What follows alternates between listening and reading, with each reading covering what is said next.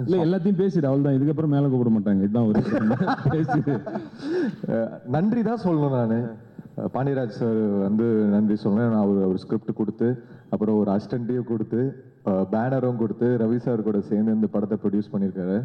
So நல்ல ஒரு film கொடுத்துருக்காரு. ஒரு நல்ல ஸ்கிரிப்ட் பேஸ்டான ஒரு ஃபிலிம், ஒரு ஃபேமிலி ட்ராமா. ரொம்ப என்ன சொல்கிறது, எனர்ஜியாக படங்கள் அந்த மாதிரி பண்ணிகிட்டு இருக்கும்போது ஒரு ஒரு ஒரு ஃபேமிலி ட்ராமா, ஒரு நல்ல பிஎன்சிக்கான ஒரு ஃபிலிம் எனக்கு கொடுத்துருக்காரு. ஸோ தேங்க்ஸ் சொல்லணும். அப்புறம் நம்ம ஆர்யா சார் பற்றி சொல்லியே ஆகணும். இன்னைக்கு வந்து ஒரு ஒரு அட்லஸ் சைக்கிள் கம்பெனிக்காரங்க கூட சைக்கிளை இவ்வளோ ப்ரமோட் பண்ண மாட்டான். எப்போ பாரு இப்போ கேரவன்லாம் கிடையாது, ஸ்ட்ரைட்டாக முடிச்சோடனே போய் சைக்கிள் ஏறி உக்காந்துக்கிறாரு. அதுக்குள்ளே ஒரு 500 கிலோமீட்டர் போயிட்டு வந்துடுறாரு ஒரு ஷார்ட் கேப்பில். இன்னைக்கு பல பேர் வந்து தமிழ் சினிமாவில் வந்து அந்த உடல் ஆரோக்கியமாக இருக்கிறதுக்கு நிச்சயமாக ஆர்யா சார் ஒரு பெரிய ரீசன். எல்லாருக்கும் வணக்கம். ரொம்ப சந்தோஷமாக இருக்குது. சூரி சதீஷ் வந்து அவங்களோட டேட்டு வாங்குறது ரொம்ப கஷ்டமான விஷயம். பட் பாண்டியராஜ் சாருக்காக இவ்வளோ அழகாக ரொம்ப இன்ட்ரெஸ்டிங்காக வழக்கமான ஆடியோ ரிலீஸ் இல்லாமல் ரொம்ப இன்ட்ரெஸ்டிங்காக இந்த ப்ரோக்ராம் பண்ணுறதுக்கே ஒரு பெரிய மனசு வேணும். ஆக்டர், ப்ரொடியூசர் கூடிய சீக்கிரத்தில் டைரக்ஷன் கூட பண்ணிடுவார்னு நினைக்கிறேன். நிறைய படம் எனக்கு பண்ணியிருக்காரு. ஃபர்ஸ்ட் ஃபிலிம்லேருந்து பழக்கம் எனக்கு வந்து மெட்ராஸ் பட்டினம். ஸோ சதீஷ் எல்லாருக்குமே பண்ணது ஓரம் போ இல்லை சொல்கிறேன், நான் சதீஷ் சொல்கிறேன். ஸோ என்னன்னா எனக்கு வந்து ஜிவி சதீஷ்லாம் அவ்வளோ க்ளோஸ் ஃப்ரெண்ட்ஸு. It's nice. அந்த டைம்லேயே வந்து ஜிவி வந்து நிறைய படம் பார்த்து இல்லைன்னா ஆர்ஆர் படம் நான் மச்சா பண்ணியிருக்கேன், வேஸ்ட்டாக பண்ணியிருக்கேன், நான் இருந்தால் இப்படி பண்ணியிருப்பேன் அப்படி பண்ணியிருப்பேன்னு அப்பயே நம்பாதீங்க. என்னென்ன படத்துக்குலாம் அப்படி சொன்ன மச்சி? யார் யார் சொன்னா சும்மா இவங்களுக்கு யூஸாக இருக்கும், யாருக்கு இருக்கோ இல்லையோ. நல்ல லிஸ்ட்டு சொன்னா பெரிய பிரச்சனை ஆகிடும். பட் அவரோட கான்ஃபிடென்ஸ் தான். ஏன்னா அந்த எனர்ஜி வந்து நீங்கள் சாங்கில் பார்க்கலாம். அவர் எப்போவுமே குத்து டான்ஸ் எல்லாம் ஆடும்போது அந்த மாதிரி எனர்ஜியோட யாரும் ஆடி பார்த்ததே கிடையாது. ஸோ கண்டிப்பாக இந்த படம் ஒரு பெரிய ஹிட் ஆகும். டைரக்டர் அவர் பற்றி எல்லாருமே பெருசாக சொல்கிறாங்க. Very happy for you brother. ஏன்னா அவரோட ஹார்ட் ஒர்க், அவரோட இதுதான் வந்து இவ்வளோ பேர் வந்து இவ்வளோ ஹாப்பியாக இந்த ப்ரோக்ராமை ஹோஸ்ட் பண்ணுறாங்க. So all the best Pandiyaraj sir, கலக்குங்க. புதுசாக ஈசி மெம்பராக இருக்கிறீங்க, இங்கே ஈசி மீட்டிங் போட்டுக்கலாம். So all the best to the team. Thank you. ஒரு வாட்டி என்ன பைக்கில் கூப்பிட்டு வந்துதான் டப்பிங்க்கு. அப்படிங்களா? பைக்கில் கூப்பிட்டு வந்தாங்களா? கூப்பிட்டு வந்துட்டான். நடந்தாலும் கூப்பிட்டு வருவாப்புல, விடவே மாட்டாப்புல. அவர் காரி ஆனண்டா அவர் சேசிக்கு அவனை உப்பு முட்டியாக தூக்கிட்டு போகலாம். ஸோ இப்போ வந்து என்ன கான்ட்ரவர்சியாக பேசினேன், யாராவது அப்படி பேசினா தான் அந்த ஆடியோ லான்ச் வந்து நல்ல ஒரு பிரபலமாகும். ஸோ அதுக்கும் நாங்கள் ஆள் கூப்பிட்டு வந்திருக்கோம். மன்சூர் அலிகான் அண்ணன் அவர்களை வந்து இப்போ நம்ம கூப்பிடுறோம். ஃபோனில் அது 29 டேக்கு டப்பிங்கில். அப்பா முடியாது, அவரை திருப்திப்படுத்தவே முடியாது. ஆர்கே செல்வமணி ஏமாத்திடலாம், டப்பிங்கில் சொன்னாங்க. ரவிக்குமாரில் ஏமாத்திடலாம், டப்பிங்கில் சொன்னாங்க. மன்சூர் சார் பெட்ஷீட்டு பாயில் அங்கே தான் கிடக்குண்டு. சார் அதில் ஒரு புண்ணாக்கு வித்துட்டு ஒருத்தன் போனான் சைக்கிளில். அவனை போய் பிடிச்சி நம்ம அங்கேயே நிற்போம், அவன் நிற்க மாட்டான்ல. வீட்டில் டிஃபன் சாப்பிட்டுட்டு வந்து கூப்பிட்டு வந்து மறுபடியும் சைக்கிளில். அதாவது எது ஒன்றும் ரியலாக ப்ராக்டிக்கலாக இருக்கணும் அவருக்கு. அது வரைக்கும் திருப்தியே படம் ரியலாக வேணும். நல்ல வேலை இந்த படத்தில் ரேப் சீன் இல்லை உங்களுக்கு. அது இது நல்லா இருக்கு. இதுக்கு அப்புறம் வரேன், அங்கேயும் வரேன். கல்யாணம் ஆச்சா சார்னு கேட்டேன், இன்னும் ஆகலைன்னார். அதனால ஃபர்ஸ்ட் நைட்டில் செத்தாவ. எத்தனை ஒன்மோர் கேட்க போறீங்களோ தெரியல. எப்பா திருப்தி ஆக மாட்டேங்கிறாருப்பா. என்னதான் நடிப்பை புழிஞ்சாலும். சார் இது ரொம்ப நல்லா இருக்கு சார், சூப்பரா. ஒரு ஒன்மோர் பண்ணா இன்னும் கொஞ்சம் நல்லா இருக்கும். புருஷன் என்ன தொட மாட்டேங்கிறாங்க. ஆட்டோக்காரெல்லாம் அக்கா வாக்கா உட்காருக்கா, வாக்கா உட்காருக்கான்னு என் பொண்டாட்டியை கையை பிடிச்சி இழுத்து போவாங்க. அந்த டாக்டர் அந்த ஆஸ்பத்திரியில் அந்த சீன் இருக்கா, கையை பிடிக்கிறேன் என் பொண்டாட்டி கையை. அப்புறம் நான் எதுக்கடா இருக்கேன் அப்படின்ட்டு அதுக்கே நேரம் சரியாக போச்சு. உழைப்பு பண்ண அப்படி உழைப்பு, அப்படி கஷ்டப்பட்டு போட்டு நடிச்சு மலேசியாவில் இந்த குழஞ்சம் தேட்டர்லாம் பார்க்குறேன், விழுந்து விழுந்து சிரிக்கிறாங்க. ஆனால் அந்த ரிலீஸுக்கு 2 நாள் முன்னாடியே படம் குப்பை அட்டு தேராது. அந்த ஹீரோயினை சிரிச்சிட்டாங்க, எதுக்கு போட்டாங்கன்னு தெரியல. இதெல்லாம் என்ன கொடுமைங்க. படம் பார்க்க வர்றவனை கெடுத்து குட்டிச்சவராக்கி பார்க்க விடாம பண்றீங்களே, இது எந்த விதத்துல நியாயம்? சார் இன்னொருத்தர் இருக்கிறார் சார், என்ன மாதிரி தான். இல்லைங்க, இது கேளுங்க என்ன மாதிரி சட்டை போட்டிருப்பாரு. அவரு சொல்லியிருந்தாரு ஒரு விமர்சனத்துல, என்ன இந்த படத்துல ஹெலிகாப்டர் ஷாட்டே இல்லையே அப்படின்னாரு. மேடையா இருக்கு, மைக்கு கையில இருக்கு, இல்லாட்டி வேற மாதிரி பேசிடுவேன். ரொம்ப கேவலம். அவங்க கூப்பிட்டு நடிக்க விட்டுருங்க. அவர் ஏதோ பைசா, அதாவது அதுலனால ஒரு ஒட்டுமொத்த வசூலும் பாதிக்குதுங்கிறத யோசிக்க மாட்டேங்கிறாங்க. ஏற்கனவே படம் எடுத்தவன் கையில பணமே வரமாட்டேங்குது. கேபிள் டிவியில் போட்டுறான், யூடியூப்ல டவுன்லோட் பண்ணிக்கிறான், எல்லா இதுவும் டிவிடியில் விற்கிறான், அரசு பஸ்ஸில் ஓடுது, என்னென்னமோ எல்லா வகையிலும். இந்த மோதி இந்த டிமானிட்டேஷனுக்கு கொண்டாந்து ஒரு யூடியூப்ல அதுலேயே பார்த்தேன், ஒரு ஓட்டையாக இருக்கிற ஒரு கூடை இருக்கும், தண்ணி வரும், பிளாக் மணி பிடிக்கிறேன்னு இந்த இப்படி உட்காந்துருப்பாரு, தண்ணி போய்கிட்டே இருக்கும். அந்த மாதிரி ப்ரொடியூசருக்கு பணமே வரமாட்டேங்குது. தயவு செய்து இந்த மாதிரி விமர்சனம்னு பண்ணி இந்த மாதிரி தயவு செய்து மக்களை வரவிடாமல் பண்ணுற நல்ல வேலையை பண்ணாதீங்கன்னு கூறி விடைபெறுகிறேன். நன்றி, நன்றி, வணக்கம். பாண்டியராஜ் சார் வந்து எல்லா படத்துக்கும் என்ன வச்சு தான் பிள்ளையார் சுழி போடுவார். ஒவ்வொரு படம் கமிட் ஆன உடனே ஃபோன் பண்ணுவார். ஃபோன் பண்ணிட்டு இந்த மாதிரி சதீஷ் இந்த படத்தில் ஒரு த்ரோ அவுட்டாக ஒரு சூப்பர் ரோல் இருக்குது சதீஷ் அப்படிம்பாரு. நான் ஒன்று இருக்குது சார், எனக்கு இருக்கா அப்படிம்பேன். அவர் வந்து கண்டிப்பாக அப்படின்னுவார். அப்புறம் வேறு ஏதாவது ஒரு நல்ல காமெடின்னு வச்சு எடுத்துருவார். அது வந்து எல்லா படத்துலையுமே அது அப்படி தான் கண்டினியூ ஆகிருக்கு. அதே மாதிரி தான் ஒரு டைரக்டரோட அசிஸ்டண்ட்டும் அதே மாதிரி தான் இருக்கணுங்கிறதுக்கு ஒரு நல்ல உதாரணம் வள்ளிகாந்த். அவரும் அப்படி தான் கமிட் ஆனவுடனே ஃபோன் பண்ணார். ஃபோன் பண்ணி சூப்பர் ரோல் இருக்குது ப்ரோ இதில் அப்படின்னாரு. இப்போ பார்த்தா வேற ஒருத்தரை வச்சு எடுத்துட்டாரு. அது ஏன்னு தெரில. சிவா செம்மையாக பேசுவார். அவரை மாதிரி அப்படியே வந்து மிமிக்ரி வந்து நல்லா பண்ணுவார். எங்களுக்கு உண்மையிலே அந்த முகப்புத்தகம்னு ஒரு ஷார்ட் ஃபிலிம் மூலமாக பழக்கமானார். ஸோ அதிலிருந்து தான் வந்து எங்களுக்கு ஒரு நல்ல ஒரு என்ட்ரியாக இருந்தது. அதுக்கப்புறம் மெரினாவில் அந்த படம் வாய்ப்பு வர்றதுக்கும் நிச்சயமாக இவர் தான் ஒரு மிகப்பெரிய காரணம். தேங்க்யூ வள்ளி.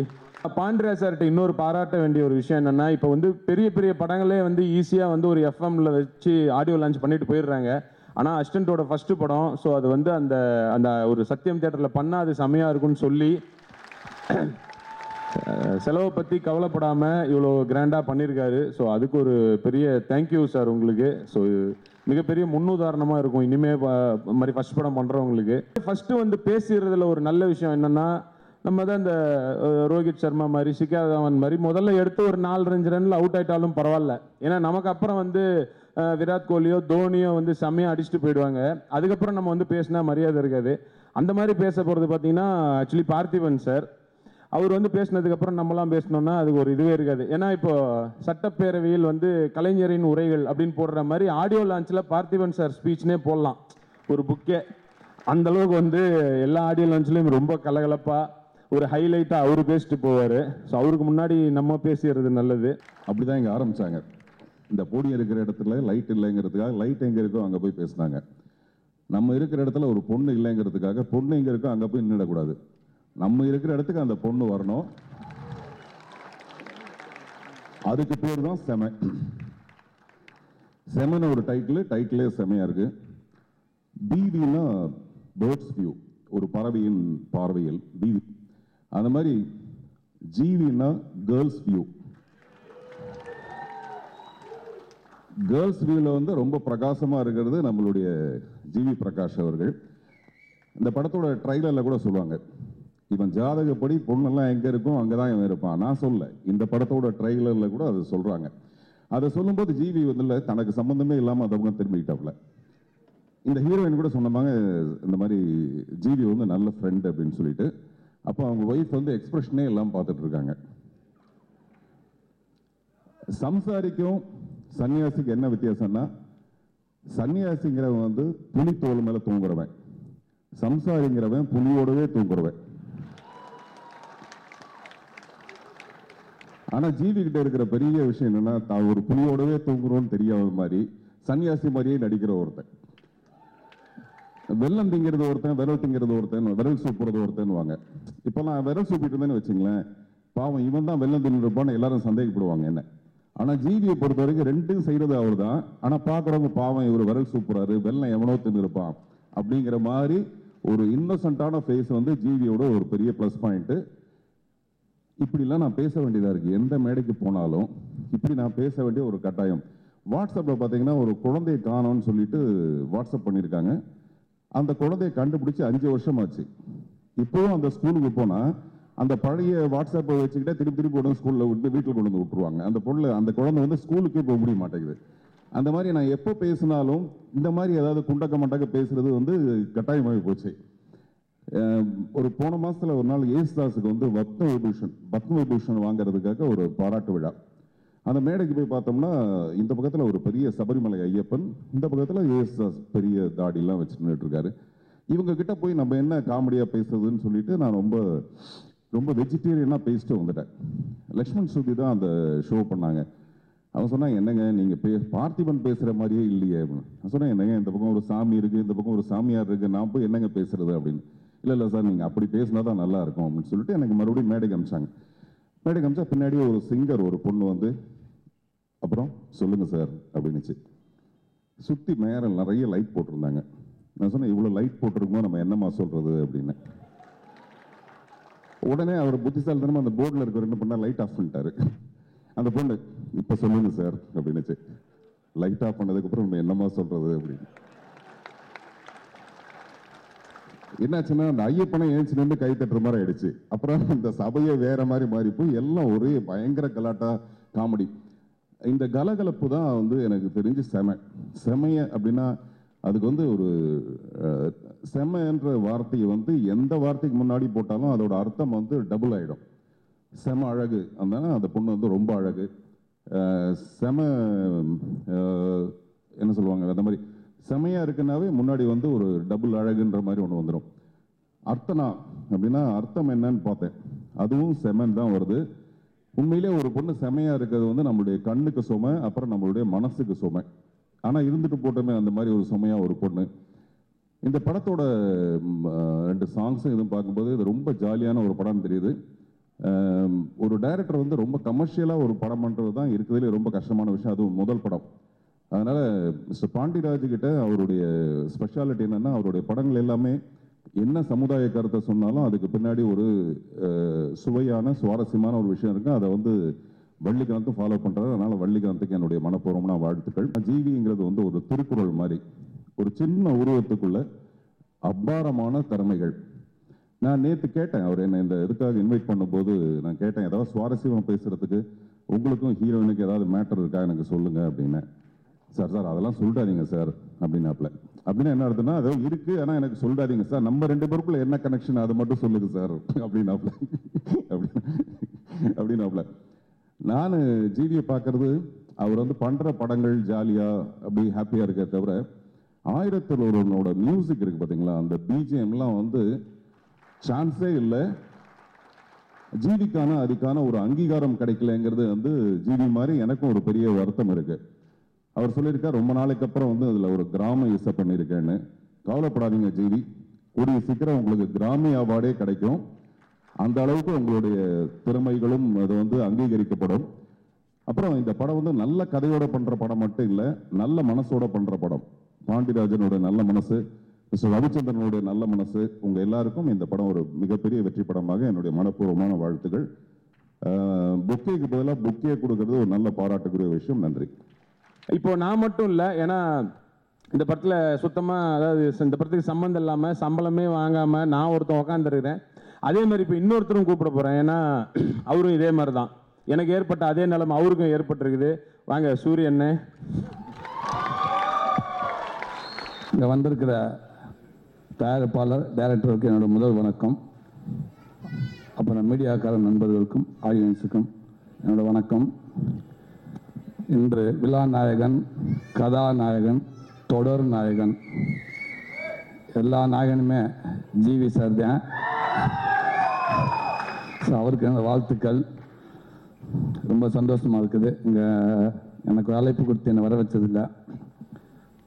சமீபத்தில் சதீஷ் எனக்கு இடையில ஒருத்தர் ஃபோன் பண்ணார். ஒருத்தர் ஃபோன் அட்டன் பண்ணி, சார் வணக்கம் சார். வணக்கம். சூரியங்களா? ஆமாங்க சூரிய தான் பேசுகிறேன். சார் நீங்கள்? ஒன்றும் இல்லைவா, நான் இன்கம் டேக்ஸ் ஆஃபீஸ்லேருந்து பேசுகிறேன். அவங்க உங்கள் வீட்டுக்கு வரலான்ட்டு இருக்கோம். சார் ப்ளீஸ் வாங்க வாங்க வாங்க வாங்க. Come sir come sir come sir. ரொம்ப சந்தோஷப்படுறீங்க சார். நீங்களே எங்கள் வீட்டு கெஸ்ட்டாக வந்து ரொம்ப பெருமைப்படுறீங்க சார். இந்த நாளை பின்ன ஏதோ சப்போஸ் ஒரு ரைடு அப்படி இப்படின்னா உங்கள் உதவிலாம் தேவைப்படும். டேய் நான் வர்றது உங்கள் வீட்டுக்கு ரைடுக்கு தாண்டா அப்படின்னாரு. ரைடுக்கா? எதுக்கு சார்? ஆமாம் காமெடியா, நீ நிறையா படம் பண்ணிக்கிட்டு இருக்கா, அதனால் உங்கள் வீட்டுக்கு வரலான்ட்டு இருக்கோம் அப்படின்னாரு. சார் நிறையா படம் பண்ணுறதுனால நீங்கள் ரைடு வரணும்னு நினச்சிங்கடா, தயவுசெய்து முதல்ல ஜிவி சார் வீட்டுக்கு போங்க. அவர் தான் நிறையா படம் பண்ணியிருக்காரு எங்களை விட. போயிட்டு அப்படியே வெறுங்கடை வரணும், பக்கத்தில் அப்படியே விஜய் சேதுபதி இருப்பாப்புல, மாப்பிள்ளை வீட்டுக்கும் போயிட்டு வந்தீங்கன்னா உங்கள் பையன் நம்பிடும். இந்த மாதிரி ஒரு எக்ஸ்பீரியன்ஸ் எனக்கும் நடந்துச்சு. இந்த மாதிரி இந்த 4Gன்னு ஒரு படத்தில் நான் ஜிவியோட நடிக்கிறேன். 2 பேரும் ஹைதராபாத்தில் ஷூட்டிங்க்கு ஃப்ளைட் ஏறும்போது நான் கேட்குறேன், இப்போ எத்தனை படம் வச்சு நடிக்கிற அப்படின்னோடனே 7 படம் வச்சு அப்படின்னா, போய் இறங்கினோடனே நான் கேட்குறேன், மச்சி எத்தனை படம் சொன்னேன்? 11 மச்சி அப்படின்னா. டேய் அதுக்குள்ளே எங்கடா 4 படம் கமிட் பண்ணி இப்போ தான் மெசேஜ் வந்துச்சு அப்படின்ட்டு.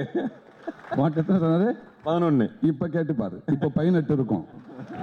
இல்லை இப்போ அதை பண்ண முடியாது. ஏன்னா வேற படத்துக்கு போயிடக்கூடாதுன்னு தான் நம்ம தலைவர் பாலாசர் இருக்கார் இல்லையா, அவன் மண்டையை போட்டு நல்லா இதுக்குள்ள விட்டு தேய்ச்சி ஒரு காதை வேற காணோம். முதல் நாள் ஷூட்டிங் முடிச்சு எங்கடான்னா அதை எடுத்துட்டாரு மச்சி பாலாசர் அப்படின்ட்டான். ஸோ அதனால இனிமே ஒன்றும் பண்ண முடியாது, இந்த படம் முடிச்சுட்டு தான் போய் அவனை மச்சி. சரி, ஏன்டா உண்மைக்கு தளபதி 2 அவங்ககிட்ட கூட டேட்டு வாங்கிடலாம். ஆனால் ஜிவி சார் டேட்டு வாங்க முடியாதுன்றாங்க. ஏன்னா அவர் டேட்டு அவரே வாங்க முடியாதுன்றாங்க, அவரே நினச்சாலும் கிடைக்காதுன்றாங்க. அவ்வளோ பிஸியாக இருக்காரு. வாழ்த்துக்கள் சார். இதே மாதிரி நீங்கள் ரொம்ப பிஸியாக இருக்குங்க சார். கொஞ்சம் எங்கள் பக்கம் கவனம் செலுத்தலாம் சார். நிறையா படம் பண்ணுறீங்க, லைட் அங்கிட்டு செதற விடுங்க, எங்கள் சைடும் வர்றோம் நாங்களாம். ரொம்ப நன்றி சார், வாழ்த்துக்கள்ங்க சார். வணக்கம். இங்கே இருக்கிற எல்லாருக்கும் நன்றி. Special thanks to all the NN personalities here. எல்லோரும் என்னை மன்னிச்சிடுங்கோ, நான் தமிழ் கற்றுக்கிட்டு இருக்கேன், அதுக்கெல்லாம் மிஸ்டேக்ஸ் கண்டிப்பாக இருக்கும். ஆனால் தமிழில் பேசுறதுக்கு ரொம்ப ஆசை இருக்கு, அதுக்கெல்லாம் தேங்க்யூ. நான் இங்கே நிற்கிறதுக்கு மெயின் ரீசன் வந்து வள்ளிகாந்த் சாரும் விவேக் சாரும். அவங்க தான் என்னை முதல் பார்த்து அதுக்கப்புறம் ஆடிஷன் மாதிரி பண்ணி இந்த கேரக்டருக்காக ஃபிக்ஸ் பண்ணியது. அதுக்காக thank you so much to both. Special thanks to Pandiraj sir and Ravi sir. ஒவ்வொரு படமும் ஒரு நல்ல லேர்னிங் எக்ஸ்பீரியன்ஸாக இருக்கும் ஒரு ஆர்டிஸ்ட்டுக்கும். அந்த மாதிரி தான் எனக்கு செம்மாவும். ஆக்சுவலி செம்மா வந்து நான் தமிழில் சைன் பண்ணுற முதல் படம், ஆனால் இது வந்து என்னோடய செகண்ட் ரிலீஸ் ஆகிருக்கும். ரொம்ப சந்தோஷம் இருந்தேன். இவ்வளோ டேலண்டடாக இருக்க ஆர்டிஸ்ட் கூடயும் டெக்னீஷியன்ஸ் கூடயும் ஒர்க் பண்ணதுக்கு ஒரு சான்ஸ் கிடைச்சது. அனைவருக்கும் வணக்கம். ரொம்ப நாள் கனவு, சத்தியமில்லை இவ்வளோ பெரிய கூட்டத்து மத்தியில் நிற்கணும். அந்த கனவை நிறைவேற்றினது என் குரு பாண்டியராஜ் சார் தான். இங்கேயோ ஒரு மூலையில் இருந்த என்னை வந்து அசிஸ்டன்ட் டைரக்டர் ஆக்கி இன்னைக்கு வந்து டைரக்டராகவும் அழகு பார்க்குறாரு. அது வந்து எல்லாருக்கும் அந்த மனசு வராது. ஸோ அது வந்து நான் எப்படி சொல்கிறதுன்னு தெரியல. எனக்கு வந்து கிட்டத்தட்ட அவர் என்னை தம்பி மாதிரி தான் ட்ரீட் பண்ணியிருக்காரு.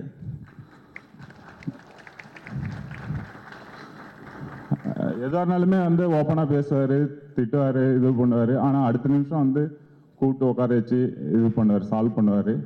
நான் கூட அடிக்கடி சொல்லுவேன், சார் நீங்கள் பலாப்பழம் மாதிரி சார், பார்க்கறதுக்கு தான் முள்ளு மாதிரி இருக்கீங்க, ஆனால் நீங்கள் ரொம்ப ஸ்வீட் சார் அப்படின்னுவேன். நான் ஒரு 2 இயர்ஸ் 2.5 இயர்ஸ் வந்து 2 ஸ்கிரிப்டை வச்சு எங்கெங்கேயோ அலைஞ்சேன். அது எல்லாத்துக்கும் சாரும் எனக்கு நிறைய ஹெல்ப் பண்ணியிருக்காரு. நிறைய ப்ரொடியூசர்ஸ் கிட்ட ரெஃபர் பண்ணியிருக்காரு, நிறைய ஆர்டிஸ்ட் கிட்ட ரெஃபர் பண்ணியிருக்காரு, ஈவன் ஜிவி சார்கிட்டே அவர் ரெஃபர் பண்ணியிருக்காரு. ஒரு சில ஆக்டர் கிட்ட வந்து டைரக்டாகவே கூப்பிட்டு போய் இன்ட்ரோ கொடுத்துருக்காரு. ஸோ அவர் கிட்டத்தட்ட அவர் குடும்பத்தில் ஒருத்தராக தான் என்னை நினச்சிருக்காரு. ஸோ அது என்ன சொல்கிறதுன்னு தெரியல எனக்கு. ரொம்ப ரொம்ப தேங்க்ஸ் சார். நான் இன்னைக்கு இங்கே நிற்கிறதுக்கு காரணம் முழுக்க முழுக்க பாண்டியராஜ் சார் மட்டும்தான். ஸோ அது நான் இது வந்து நான் அவருக்கு காலத்துக்கும் நன்றி கடன் பட்டிருக்கேன். அடுத்து வந்து ரவி சார். ஸோ சாரோட ஃப்ரெண்டாக தான் எனக்கு அறிமுகமானார். என்னோட வெல்விஷர். நான் அசிஸ்டன்ட் டைரக்டராக இருக்கும்போதுலேருந்தே கேட்பார், என்ன பண்ணுறீங்க, எப்படி பண்ணுறீங்க, ஒவ்வொரு விஷயமும் கேட்டு கேட்டு இது பண்ணுவார். நல்ல நண்பர்.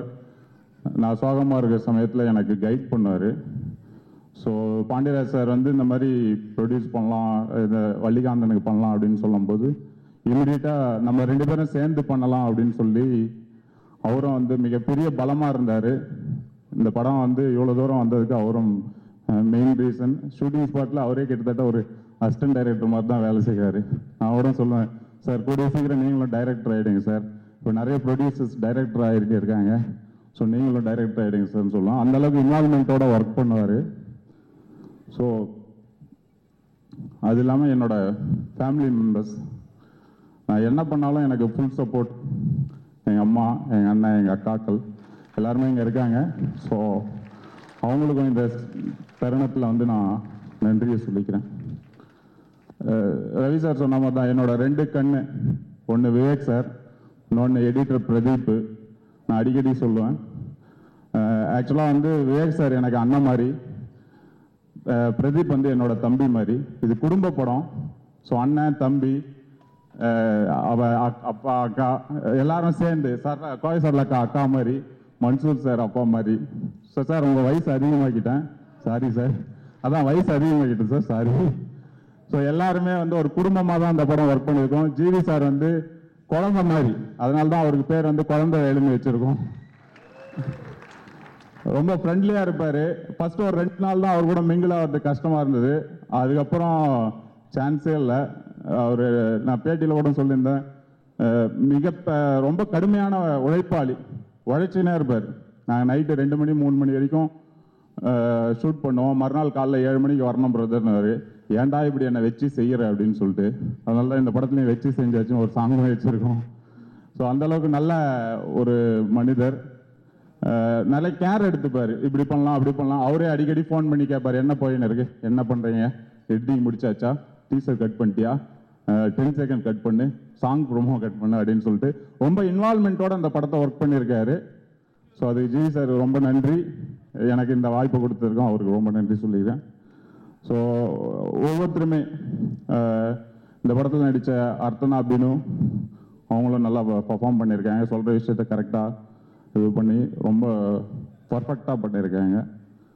ஸோ அவங்க ஒரு ரவுண்ட் வருவாங்கன்னு எதிர்பார்க்குறேன். அப்புறம் ஜனா, அவனை புது பையன், அவனை இன்ட்ரடியூஸ் பண்ணியிருக்கோம். அவனை இந்த படத்துக்கு ஜிம்முக்கெலாம் போய் வில்லனை அறிமுகப்படுத்துறீங்கன்னா, ஜிம் நீங்கள் என்ன சொன்னாலும் பண்ணுறேன்ட்டு ஜிம்முக்கெலாம் போய் ஹேர் ஸ்டைல்லாம் மாற்றி அவனே ஒரு இது பண்ணியிருக்கோம். ஸோ ஒவ்வொருத்தருமே மன்சூர் சாரை பற்றி நிறைய சொல்லணும். அவர் ரொம்ப படுத்தி எடுத்துட்டேன், உண்மையிலே ரொம்ப அவரை இது பண்ணிட்டோம். ஒரு சமயத்தில் நான் கொஞ்சம் ஆர்ஷாவோட பேசியிருக்கேன்.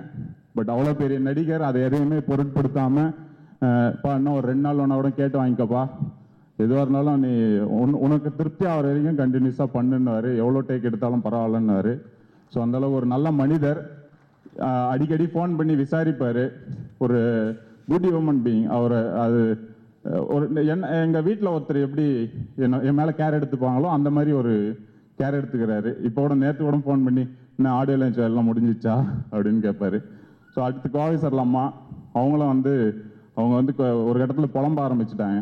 இந்த படத்துக்கு வரும்போது ரொம்ப நல்லா வந்தம்பா, என்னை நோயாளி ஆக்கிட்டப்பா அப்படின்னாங்க. ஸோ அந்த மாதிரி அவங்கள என் பேரே வந்து அவங்க ஒன்மோர் வள்ளிகாந்தன் அப்படின்னு தான் சொல்லுவாங்க. ஸோ அந்தளவுக்கு அவங்களும் இதில் ஒர்க் பண்ணியிருக்காங்க. ஒவ்வொரு ஆர்டிஸ்ட்டுமே இண்டிவிஜுவலாக யோகி என்ன கேட்கவே வேணாம், ஸ்பாட்லேயே பயங்கரமாக கலகலன்னு எதனா ஒன்று பேசினே இருப்பார். டப்பிங்கில் கேட்கவே வேணாம், வேறு லெவலுக்கு கொண்டு வந்துட்டார் அவர். ஓவர்லேப்லேயே டைலாக் ஃபில் பண்ணி சூப்பராக பண்ணியிருக்காரு இந்த படத்தில். நல்லா இந்த படத்தில் வந்து எப்படி இது சொல்லக்கூடாது, பட் சொல்கிறேன். சிவாவுக்கும் சூரியனுக்கும் ஒரு காம்போ செட்டாக இருக்க மாதிரி, சூரியனே ஆக்சுவலாக ட்ரெய்லர் பார்த்துட்டு இந்த விஷயத்த சொன்னார்.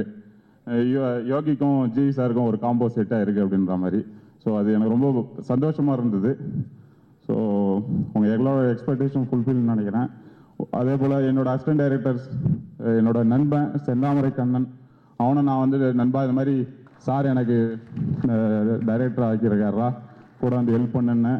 அவனை வந்து அவன் ஸ்கிரிப்ட் எழுது சான்ஸ் இடத்துலாம் விட்டு எனக்காக வந்து ஒர்க் பண்ணான்.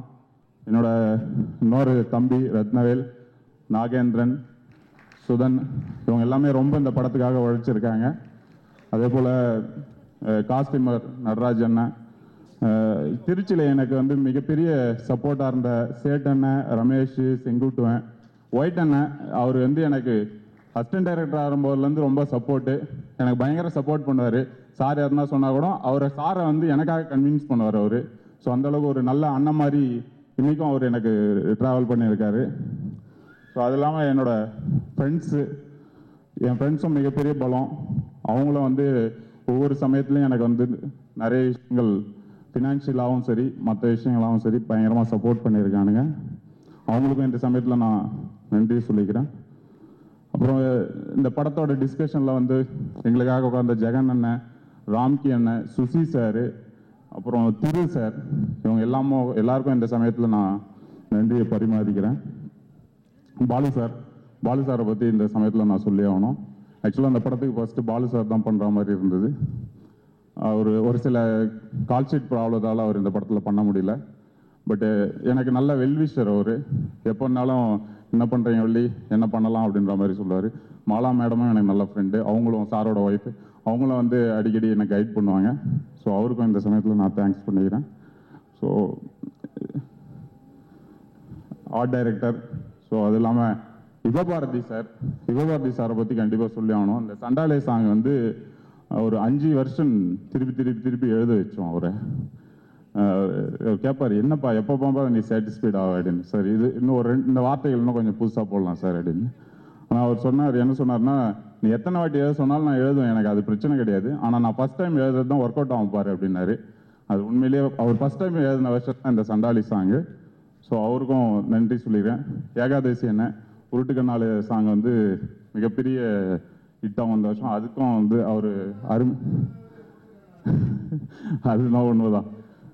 அந்த மாதிரி அவரும் ரொம்ப நல்ல சாங்ஸ் கொடுத்துருக்காரு. அருண் ராஜா காமராஜ் நல்ல நண்பர், எப்போ கூப்பிட்டாலும் வந்து நிற்பார், என்ன வேணும்னாலும் பண்ணி தருவார் அருண் ராஜா காமராஜ். அவருக்கும் இந்த சமயத்தில் நான் நன்றி சொல்லியிருக்கிறேன். மற்ற டெக்னீஷியன்ஸ் எல்லாமே ஃபோக்கஸ் ராஜேந்திர அண்ணன்லேருந்து தபஸ், சேது சார், ஸோ இப்படி ஒட்டுமொத்த டீமோட உழைப்பு தான் இந்த இது. காதல் கந்தா சார், விஜய் மேம், பாபா பாஸ்கர், இவங்க இத்தனை பேரோட உழைப்பு தான் இந்த படம் நல்லா வந்திருக்குன்னு சொல்கிறாங்க. எல்லாரும் பார்த்தவங்க, மக்கள் நீங்களும் வந்து நல்லா இது பண்ணோம்.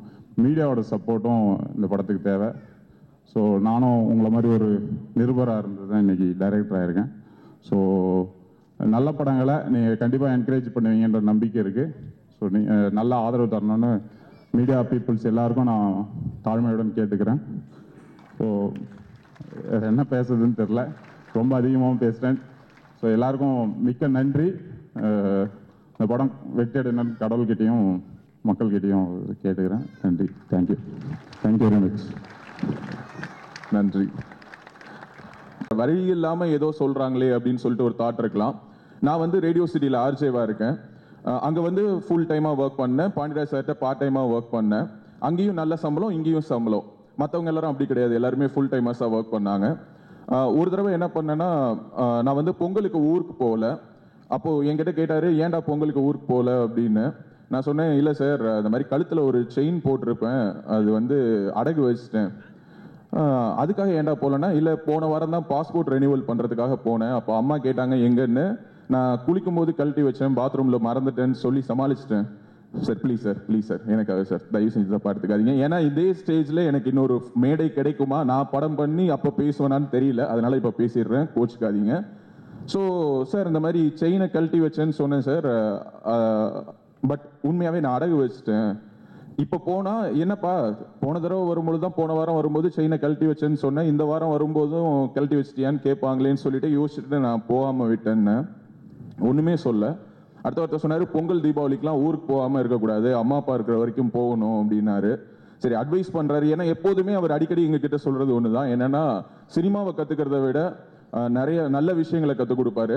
யாருக்காக ஜெயிக்கணும்னு நம்ம ஓடுறோமோ, ஜெயிச்சு முடிச்சு அவங்க நம்ம லைஃப்ல இல்லைன்னா அந்த வெற்றிக்கு அர்த்தமே கிடையாது. இருக்கும்போது அம்மா அப்பாவை நல்லா பார்த்துக்கோங்கன்னு சொல்லுவார்.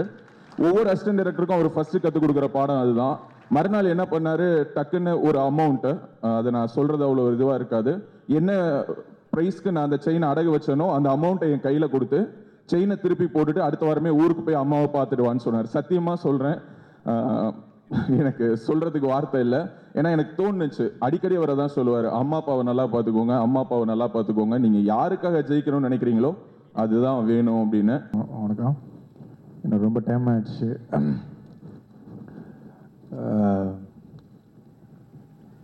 என்னென்னமோ பேசி டோட்டலாக எரேஸ் ஆகிடுச்சு. அது ராஜா சார் அனௌன்ஸ்மெண்ட் கொடுத்தாரு, என்னது எனக்கு சர்ப்ரைஸ். Thank you sir. முதல்ல இங்கே வந்திருந்த ஒவ்வொரு நபருக்கும் ஏன்னா நான் எல்லா இடத்துலையும் சொல்கிறது தான், என்னிடம் என்ன வேணாலும் கேளுங்கள், என் நேரத்தை மட்டும் கேட்காதீர்கள் அப்படின்பா நெப்போலியன் போனாப்பட்.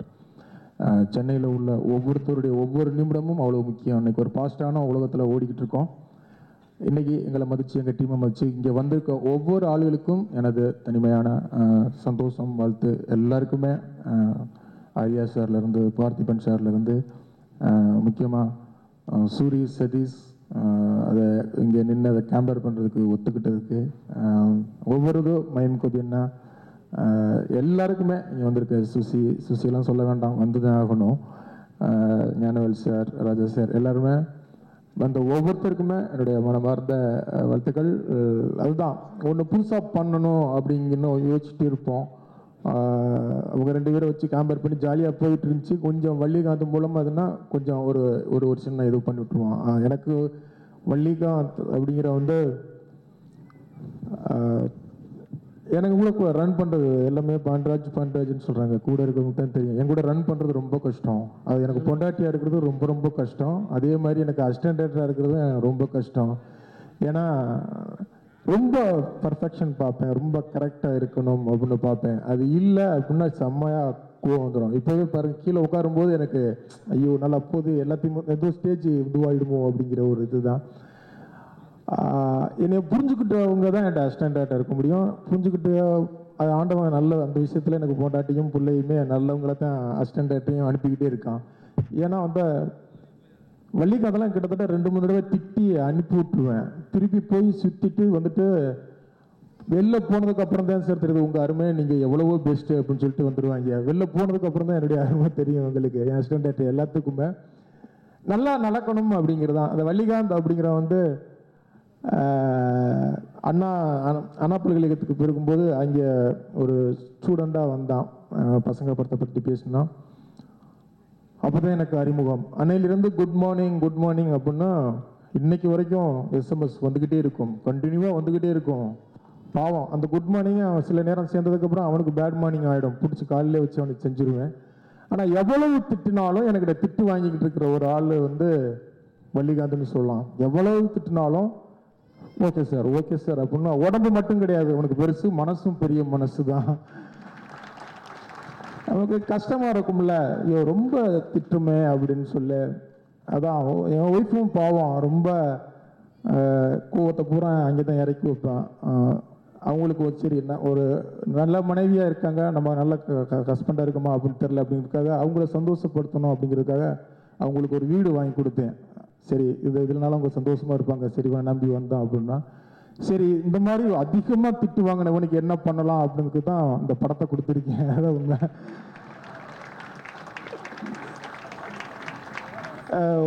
லக்ஷ்மி ராம், இந்த எங்கிட்ட மோதாத டைரக்டர், அவனுடைய லைஃப்பில் அவன் கல்யாணம், அவனுக்கு பொண்ணே கொடுக்க மாட்டேன்ட்டாங்க. அவங்களுக்கு தெரியும் அவனுக்கு கண்டிப்பாக யாருமே கொடுக்க மாட்டாங்க அப்படிங்கிற விஷயம்.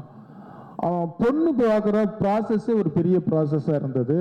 அதுக்கப்புறம் ஒரு பொண்ணு நிச்சயமாகி அவன் வாழ்க்கையில் நடந்த ஒரு விஷயத்த கதையாக சொல்லி அதை உக்காந்து வள்ளிகாந்த் எல்லாம் கதையாக சொல்லி என்கிட்ட சொன்னாங்க.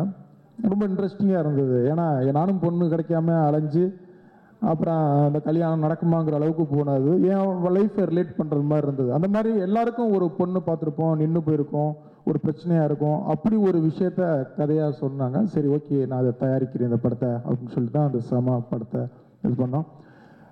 எல்லா டீமுமே வள்ளிகாந்த் சொல்கிற அவனுடைய பிடிச்ச இதுதான். உண்மையிலே ரஷ் பார்த்தேன், விவேக் உடைய இது உண்மையிலே ஒரு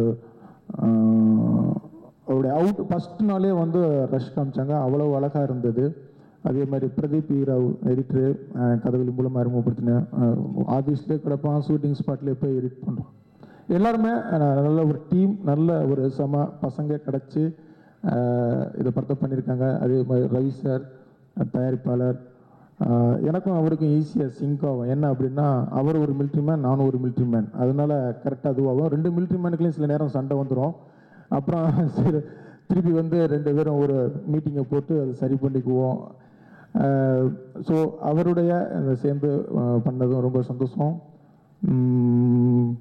எனக்கு தெரியல, எல்லா மீட்டிங்லேயுமே வந்து நான் ரொம்ப ஜாலியாக பேசுவேன், கலகலன்னு பேசுவேன். இந்த மேடையில் என்னால் பேச முடியல. என்னென்னா பசங்களில் நான் என்ன ஒரு பொசிஷனில் நின்று பேசணும்னோ அந்த ஃபீல் எனக்கு வந்துருச்சு. ஒரு கில்ட்டு, ஒரு பயம், ஒரு இது எல்லாரும் பேசுகிற அளவுக்கு நான் இன்னும் ஒன்றுமே பண்ணலை. ஆனால் எறம்ப பண்ணணும், எறம்ப பேரை கொண்டு வரணும், எறம்ப விஷயங்கள், எறம்ப நடிகர்கள், எறம்ப டெக்னீஷியன்கள், எறம்ப பேரை அறிமுகப்படுத்திக்கிட்டே இருக்கணும் அப்படிங்கிற ஒரு ஆசையில் பண்ணிக்கிட்டே இருக்கேன். சில பேர் முடிவில் குத்திடுறாங்க, சில பேர் இப்போ சூரி, சதீஷ், இந்த மாதிரி பேசும்போது ஒரு பக்கம் ஒரு சின்ன இது கிடைக்கும் தெரியுமா. ஒரு பேட்டியில் எங்கேயோ பார்க்கும்போது பாண்டியராஜ் என்னை அறிமுகப்படுத்தினார். அந்த அந்த ஒரு சின்ன பசங்களை ஒரு டைலாக் வச்சுருப்பேன், எல்லாருடைய இத்தினூண்டு மனசுமே ஒரு சின்ன பாராட்டுக்கு தான் ஏங்கி கிடக்கு அப்படின்னோம். என்ன இன்றைக்கு லெவலில் இருந்தாலும் அந்த ஒரு வார்த்தை என்னை அறிமுகப்படுத்தினார். நான் நல்லா இருக்கேன் அப்படிங்கிற அந்த ஒரு இயக்கத்துக்காக தான் இறம்பணும், கொண்டு வரணும். பசங்க ப்ரொடக்ஷன் ஆரம்பித்ததே இறம்ப விஷயங்களை இறம்ப பேரை அறிமுகப்படுத்தணும். எடிட்டில் இருந்து, ஆர்ட் டேட்டில் இருந்து, கேமராமேன் அப்படின்னு பண்ணிக்கிட்டு இருக்கோம். அப்படித்தான் வள்ளிகாந்தையும் கொண்டு வந்தேன். கண்டிப்பாக ஒரு நல்ல இயக்குனராக வருவான், நல்ல டெடிக்கேட்டான ஒர்க் பண்ணுற ஒரு ஆள். எவ்வளவு இதுனாலும் கண்டிப்பாக நல்ல கதை அதையெல்லாம் மீறி ஒரு நல்ல ஒரு விஷயம் அமையணும். அவருடைய நல்ல மனசுக்கு இந்த கண்டிப்பாக அந்த படம் எல்லாமே அமைஞ்சு வரணும் அப்படின்னு நம்புகிறேன். உண்மையிலேயே சாரி வள்ளிகாந்த், நான் சாரி கேட்டுக்கிறேன். எனக்கெல்லாம் நீ வந்து உண்மையாக பாவா ரொம்ப திட்டிருக்கேன், ரொம்ப திட்டிருக்கேன். ஒவ்வொரு தடவையும் திட்டினதுக்கப்புறம் எனக்கு கஷ்டமாக இருக்கும். ஆனால் மறுநாள் வந்து ஒரு ஒரு ஒரு சின்ன வருத்தம் இருந்துச்சுன்னா மறுநாள் குட் மார்னிங் அனுப்ப மாட்டோம். நேரம் வரைக்கும் அது குட் மார்னிங்கிறது எல்லாருக்கும் சாதாரண விஷயமா இருக்கலாம், அவனுக்கு பெரிய விஷயம் என்னன்னா அந்த குட் மார்னிங்கிறதுனால தான் யாரா இவன் டார்ச்சர் பண்ணிட்டு இருக்கான் அப்படிங்கிற ஒரு விஷயம். வம்சம் படம் பார்த்துட்டு படம் எனக்கு பிடிக்கல சார், நல்லாவே இல்லை சார், பசங்க படம் பண்ணவர் நீங்கள் ஏன் சார் இப்படி ஒரு படம் பண்ணீங்க, என்னால் அது ஜீரணிச்சிக்க முடியல அப்படின்னு விமர்சனம் பண்ணால், அந்த விமர்சனம் பண்ணதுனால தான் நான் அவனை சேர்த்துக்கிட்டேன். எனக்கு வந்து மூஞ்சிக்கு நேராக பாராட்டுறது எனக்கு பிடிக்காது, கூச்சமாக இருக்கும், வெக்கமாக இருக்கும். ஆனால் எனக்கு மூஞ்சிக்கு நேராக என்னை குத்தி என்னை கிளின்னு கிழிச்சா எனக்கு ரொம்ப பிடிக்கும். என்னை கிளின்னு கிழிக்கிறதுல வள்ளிகாந்த் ஒரு ஆள், அதனால தான் அவனை நான் கூடவே வச்சுக்குவேன். ஸ்ட்ரைட்டாக சொல்லிடுவான். அது கேவலம் கேடிபிளாக் கிளாடி ரங்கா ஸ்கிரிப்டை எழுதி ஃபஸ்ட்டு அவன்கிட்ட தான் கொடுத்தேன்.